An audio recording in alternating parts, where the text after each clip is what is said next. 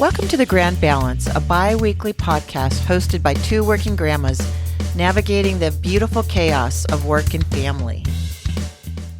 Hi, Angela. Hi, Sharon. How are you doing today? Good. How are you? Good, thank you. How's that baby girl? She's doing great. Yay. All is good on the home front, and my grandson is warming up to her now. Oh, that was fast. Well, he still wants to be, he's now the new daddy's boy. He just has to be with his daddy all the time, but Oh, it's getting better. well, after this travel, I forgot to mention something that makes me sound like an old lady grandma, but compression socks changed the way of traveling. And if that doesn't make me sound old, I don't know what does, but my legs just get so restless on planes and I get so bored, and I started trying this and it is so, they're right, they work. My feet would swell up even before I became a grandma. I traveled most of my career, and if I wore like really tight boots or something on the plane, my feet would swell up. I couldn't get my boots off. So I think it's meant for everyone? Even the young people should be, if they have a lot of long flights, wearing them. Well, I just started trying it the last couple flights and I have definitely noticed a difference. So I thought I'd throw that tip out for all you listeners. I just wish they would make them look a little better. Well, they're under your pants. Okay, if you wear pants, but yeah, agreed. I mean, you're not going to wear them with a dress. Or what are you doing, wearing shorts on the plane?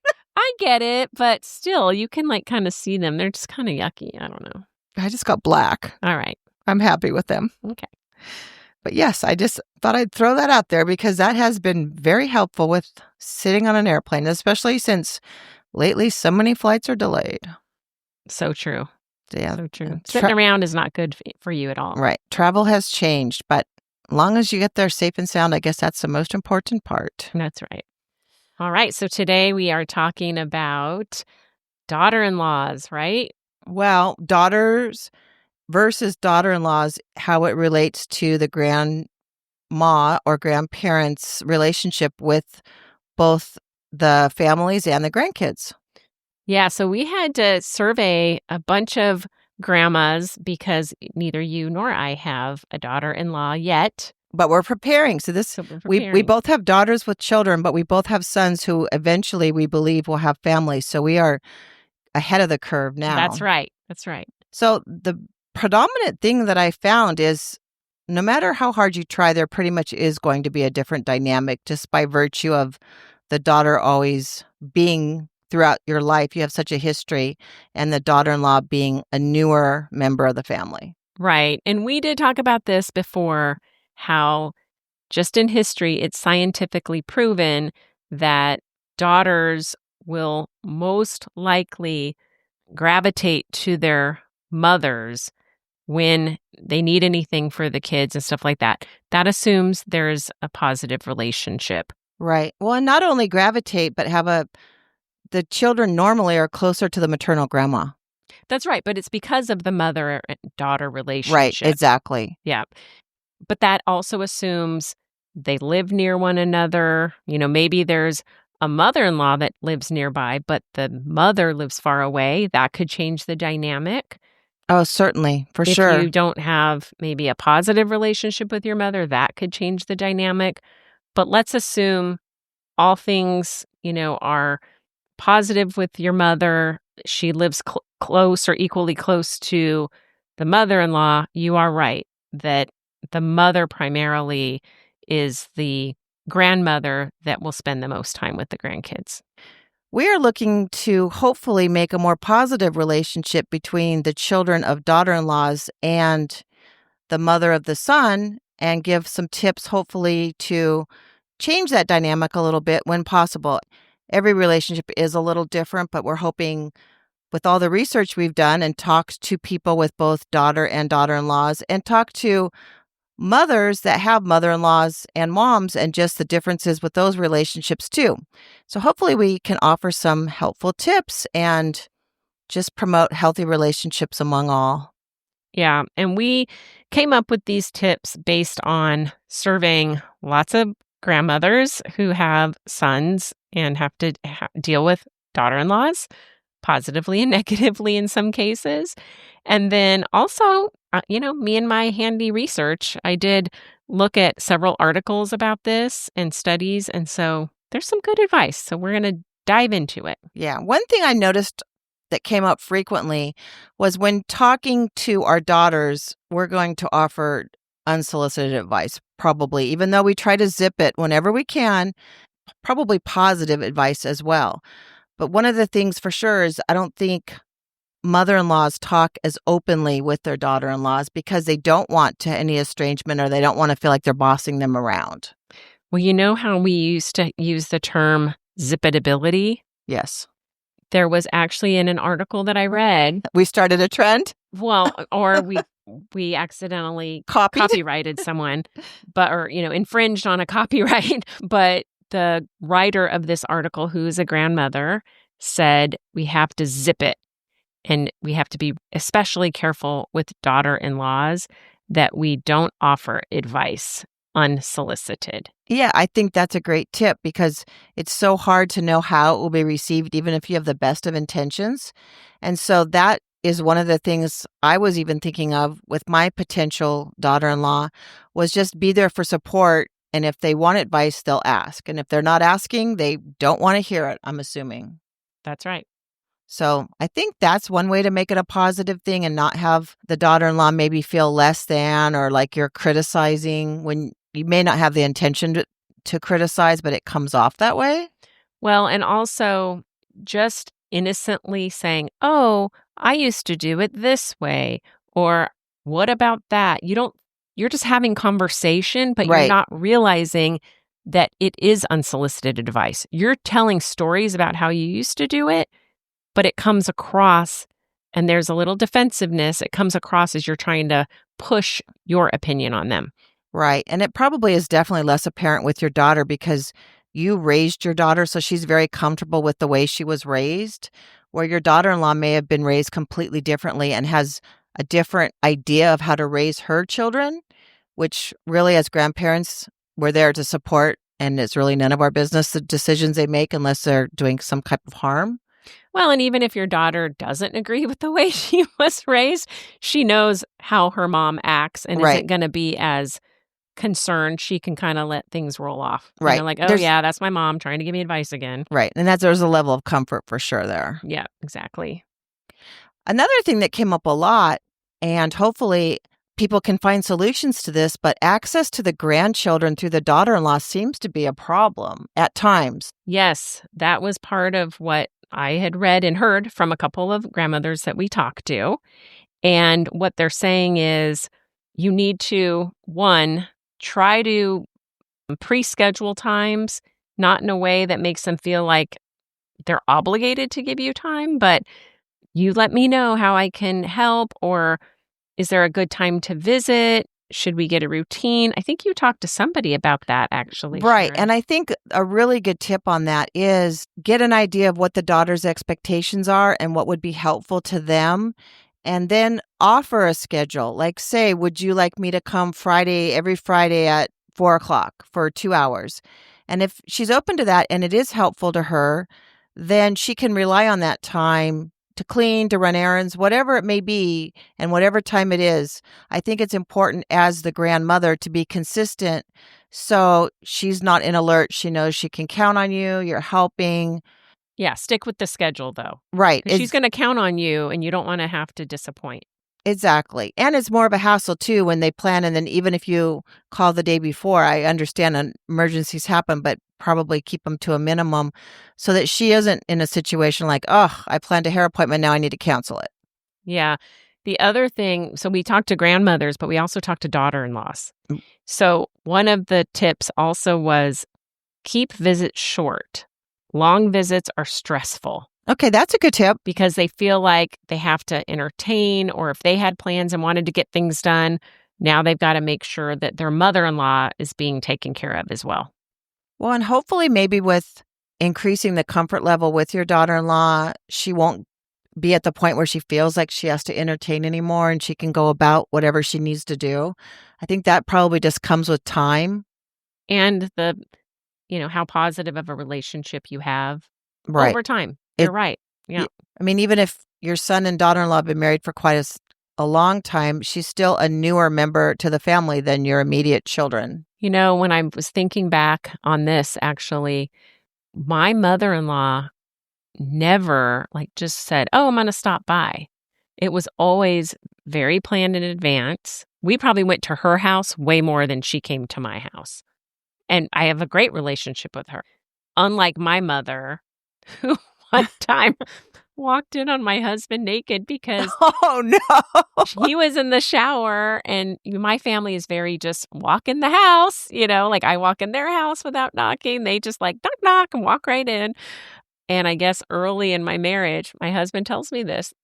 I wasn't home. She went to come pick up the baby or something, and she knocked, but he was in the shower. So she was just like, hello, walking through the house, and he was walking out of the bathroom. No.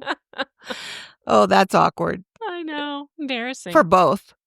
And he tells me about that story every once in a while. That is funny. Yeah. But yes, I think with the level of comfort, it does help, but it's always going to be different. Yeah. Generally. This is all generally speaking, of course.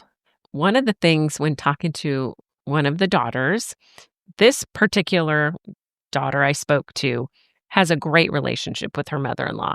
Now, she lives far away, so that may contribute to it, or she just might be a really amazing woman, just is handling it very well. But what she hears from others that have problems with their mother-in-law is that they can't let go of their son. Like they've always spoiled the son.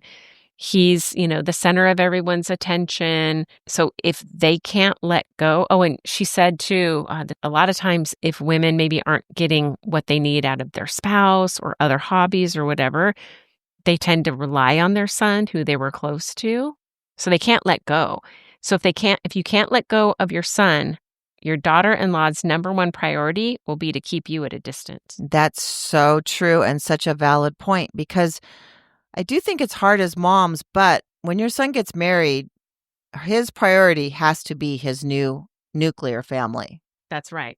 For sure. Because as a mom, you want your son to have a healthy relationship with his wife and, of course, his children.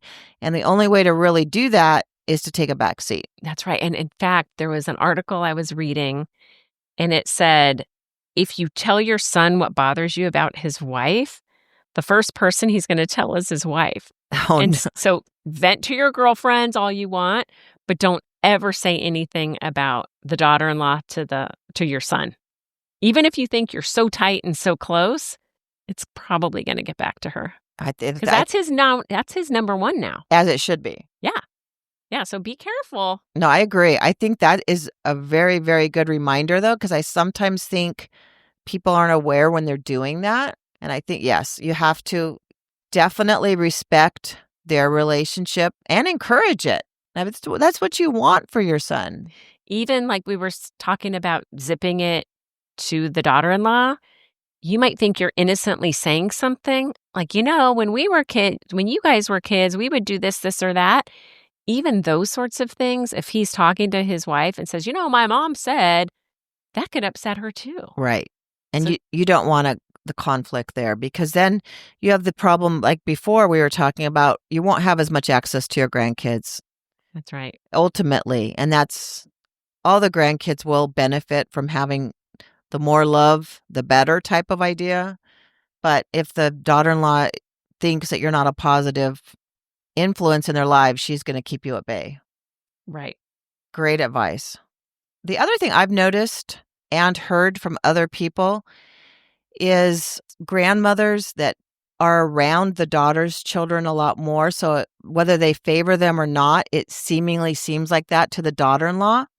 And I was thinking about this because especially if you're naturally around specific sets of kids more, you are going to have a closer relationship in that you know more what they're into, what their personalities are like. But I think as grandparents, we have to really try to be more inclusive with daughter-in-laws and not push ourselves on them or make them feel uncomfortable, but include them, let them know they're always welcome, let them know that you're there for the support, check in, text, because it's so natural to send your daughter texts or pictures. And I think with effort, just including the daughter-in-law in that inner circle will do nothing but strengthen the relationship, I would think, hopefully. Well, we've talked about that on another episode where, that sometimes the grandkids feel like the grandparents treat their cousins, maybe more special than them. And, we talked about that. And I think that goes with daughter-in-laws too. Right. And like I said, it's a natural dynamic that does occur, but I think as a grandma, making that extra effort is something that can be very beneficial to the relationship with the daughter-in-law. Because even if you do see your daughter's children more for whatever reason, if you go out of your way, hopefully to be able to make a special effort to do special things with the son's children, and of course, respect the boundaries of your son and the daughter-in-law, but just know that and have them know that you're interested in any time that they could use the help. You would love to see the grandchildren. You would love to help out. You would love to take them places. I think that would go a long way because the daughter-in-law too may be uncomfortable calling you up saying, "Are you available on such and such date?" So it all comes down, of course, to communication. I guess what you don't want to be known as is the in-law grandma, just regular grandma. So we will all avoid being known as the in-law grandma and try to strengthen the relationships we have with the daughter-in-laws. Yeah. So on the continued theme of what not to do, we'll get to what to do, but I think we're kind of balancing it. But another thing what not to do is cleaning or rearranging their home without permission. That's a really good thing to point out because you might think you're being very helpful, but I would feel like I was being criticized if I was in that position and my daughter-in-law. So, and this is the big difference between daughters and daughters-in-laws. So I went and, stayed with my grandson while my daughter and her husband were in the hospital when they were having the second grandbaby. And I completely cleaned out an office that eventually is going to be the new baby's room. I cleaned out their full utility cabinet that had all of their medicines, their lotions, their sunscreens, all that kind of stuff, and got rid of all the expired stuff. I just completely organized. I was having fun. And right. And they were very thankful, I'm sure, because it's your daughter. They were. But history shows, and these multiple articles said, it's a violation of their privacy. And they're going to feel like they're going to feel judged like they weren't clean enough for the mother-in-law. Right, exactly. That's same thing when I moved with my daughter when they moved to Texas. She definitely told me areas that she needed help with. So organizing pantries, cleaning out things. She was very grateful. She was thankful, but I would not do that with a daughter-in-law unless it was something I would make it clear that I'm willing to help, but I would let the request come from her. But they did say you can ask. Right. So hey, while you're holding the baby, I'd be happy to help. Can I fold some laundry? Can I help with dinner tonight? Is there anything I can do? I would say even maybe leave it very general rather than pointing out things. Because I even think the folding laundry, subconsciously they could be thinking, oh, so she doesn't think I can fold my laundry? You're right. Even though this was part of the guidance, you're right about that. I think just generally saying, is there anything I can help you with? And leave it to them to make suggestions of things you possibly could help with. Yeah, agreed. Okay, a couple of more to avoid. Don't take over special firsts. So this one's hard, especially if you're doing if you're spending a lot of time. Give an example of what you mean. Okay, so first baths, coming up with the theme of the birthday, and buying a bunch of stuff without talking about it with them. Some of it's hard, like they might do a first walk or a first crawl with you if you're watching them, but things that you can avoid doing, not taking away those first moments was another important one. And then don't make any assumptions about holidays or traditions. I agree with that, but that's a tough one for me. But I fully agree with it, just tough. It's going to be tough. Yeah, especially if, your son's wife has a tight family and they do a lot during the holidays. So instead of saying, well, of course we'll have the baby on Christmas morning, Say something like, "What are you thinking about for the holidays? Let us know how we can support your plans." Oh, that's a good one. Yeah. I I thought that was nice. A I nice way to say it. I like that without I'll have to practice that. Yeah. And then lastly on the what not to do, be very careful of this. I don't think it's intentional, but we could probably do it accidentally, is don't criticize her parents. Something like, "Boy, she sure spoils them," like talking about the other grandmother. Just try to not say anything about the other grandparents unless it's very positive. No, because that's just another way to alienate the daughter-in-law too. It goes along with that, I feel like. Agreed. Things that you can do, though. So we're trying to, say, okay, what can you avoid? But what you can do, and do it often, is compliment her often. So on her style, on her mothering, on her cooking, anything that you can think of. Obviously, don't go overboard because then it'll look like it's not sincere. But anything you can think of to compliment her on will go a long way. She'll feel good. She'll want you around more because you bring positivity to the environment. Well, I think especially in relation to how she's raising the kids, because I think you can be very genuine in doing that, and then she knows that you're recognizing that she's doing a good job. Yeah, and basically they say the more she feels you think she's great, the less she'll want to prove it to you. Oh, I like that. Mhm. I like that quote in general. Yeah. So the other thing, assuming the relationship, of course, is very positive with the maternal grandmother, always celebrate her, acknowledge her role with kindness. "Oh, it's wonderful how your mom was able to come and help when your baby was born." You can serve as a model for grace and reduces the grandma competition. So then you won't be the in-law grandma. So you won't be the in-law grandma. You'll just be your son's mother, Well, or the other grandma. And I have to say, I do believe that my son-in-law's mother is amazing. She lives far, but we text back and forth. I might send her a picture. She'll always check in with me to see how things are going. And so we've created a pretty nice bond. We don't talk often, but it's always very positive and supportive. no, I think that's great. I agree. My in-laws are in San Diego. I don't see them much now that the kids moved, but it's nice to have that open communication and relationship because everyone has the common goal of raising these grandkids as best as possible.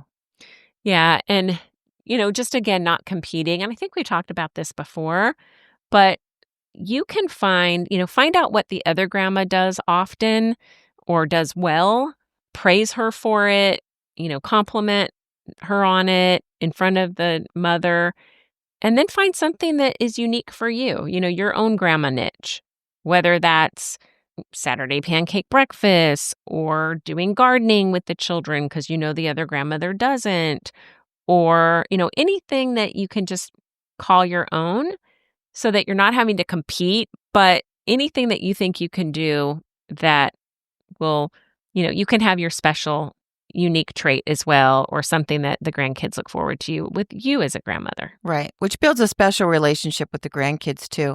Another thing I was thinking about daughter-in-laws too is to include them in family celebrations. So however you celebrate your daughter or your son, like for birthdays, do the same for them. Include them like an A-plus family member because I do see some people saying that they do different things for daughter-in-laws or son-in-laws where really it's all part of the same nuclear family now. And I think that would probably go a long way in welcoming a daughter-in-law when she sees that it does have the same celebrations or the same treatment as the rest of the family members. I can't even imagine that, but I guess you're right. It's something to keep, to be aware of. Oh, yeah. A friend of mine used to tell me crazy stories about her mother-in-law because she would do elaborate things for her son and the grandkids, but then just something so minimal for my friend. And then at some point there was some discussion and I don't know what question was asked, but she said, "Oh, well, my son and my grandkids are blood. That's way different." And I'm like, Oh "Oh my my gosh. goodness, that's not good." Yeah, no, we're going to end on that no. Nope, don't do that. Oh, man. Well, I know. Thank you to all the grandmothers and the daughters with children that helped inform this podcast. It was really great to hear from you and learn from you. So we have some things to avoid. We have some things to do so that all grandmas, whether they're the mother-in-law or the mother, the maternal grandmother, can be the best grandma they can be. And I think it goes back to so many of our prior podcasts. Open communication is the key, because then everyone can be on the same page. Well, balanced with zippability. Correct. Well, I should say open communication in the right fashion. Right. That's right. So Okay. there's a little side note on that. That's right. Well, thanks, Sharon. It's been a great episode. I hope folks get a lot out of this one, and we'll talk soon. Take care. Thanks for listening. Bye. Thank you for listening. Please like and subscribe to the podcast so we can continue to grow our community. And follow us on Instagram at Working Grandmas Podcast, on Facebook at The Grand Balance, a Working Grandmas Podcast, and join our LinkedIn group, Working Grandmas. You can also email us at info@workinggrandmas.com or message us through any of our social media platforms.